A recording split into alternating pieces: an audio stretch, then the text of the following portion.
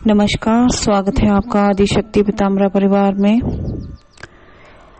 आज मैं आपको एक विशेष जानकारी दूंगी, साथ ही आपको क्षेत्रपाल साधना के विषय में बताऊंगी। उनका जप कैसे किया जाता है और उनका मंत्र क्या होता है।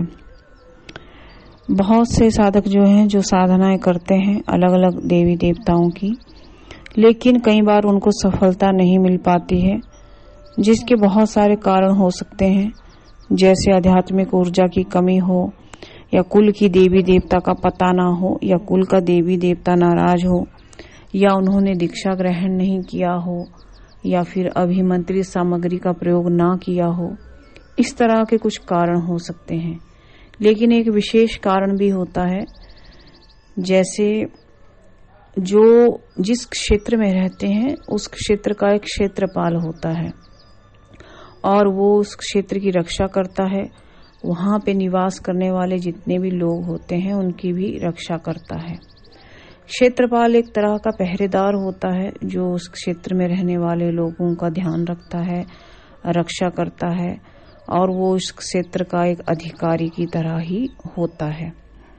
कई बार जब आप साधनाएं करते हैं, मंत्र जाप करते हैं, तो आपके ऊपर आपके क्षेत्रपाल की कृपा नहीं होती है, या आपको मालूम ही नहीं होता है अक्सर साधकों को कि उस क्षेत्र का क्षेत्रपाल कौन है। वैसे क्षेत्रपाल को हम एक लोकल गार्डियन भी कह सकते हैं, या लोकल देवता भी कह सकते हैं, रक्षक भी कह सकते हैं। अगर आपको ये ही मालूम नहीं होगा कि आपका क्षेत्रपाल कौन है या आपके क्षेत्र की रक्षा कौन कर रहा है, तो क्षेत्रपाल जो है आपके किसी भी साधना को, मंत्र जाप को सफल होने नहीं देता है। उस साधना या मंत्र जाप की ऊर्जा को स्वयं ही ग्रहण कर लेता है।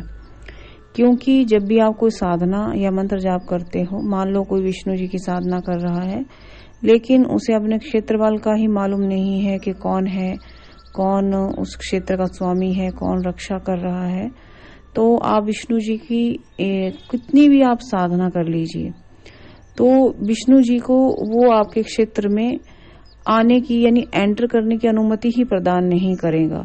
क्योंकि अगर मान लीजिए आप किसी को अपने घर में बुला रहे हैं, कोई गेस्ट है, आप अपने घर में बार बार बुला रहे हैं, लेकिन आपने गेट पे पहरेदार रख रखा हो, अगर आपको मालूम ही नहीं है कि पहरेदार को भी ये बताना है कि आप क्या कर रहे हैं और उनकी अनुमति नहीं ले रहे हैं, तो वो पहरेदार जो है उस गेस्ट को आपके घर के अंदर ही नहीं आने देगा।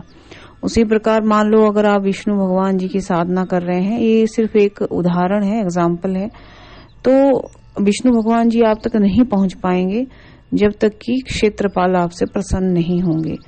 वो उनको रोक सकते हैं। जिस प्रकार आप अपने घर के मालिक होते हैं, उसी प्रकार क्षेत्र जो है, क्षेत्र का जो है वो मालिक होता है। उनके पास पूर्ण अधिकार होता है कि उनके क्षेत्र में कौन सी शक्ति एंटर करेगी, कौन सी नहीं करेगी। वैसे तो ये एक एग्जाम्पल ही है, विष्णु भगवान सर्वोपरि हैं, लेकिन अधिकार क्षेत्र भी जो है वो मैटर करता है। जैसे मान लीजिए आपके वहाँ के कोई डीसी हैं, एसपी हैं या थानेदार हैं, तो उनका एक अपना क्षेत्र होता है।